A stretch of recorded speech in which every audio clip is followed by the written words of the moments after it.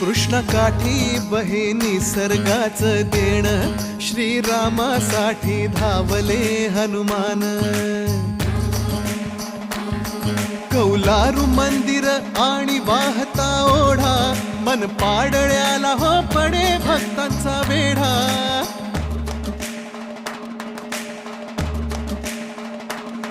सपाट दगडावर कोरली छान, आहे पार गावची मूर्ती ती लहान.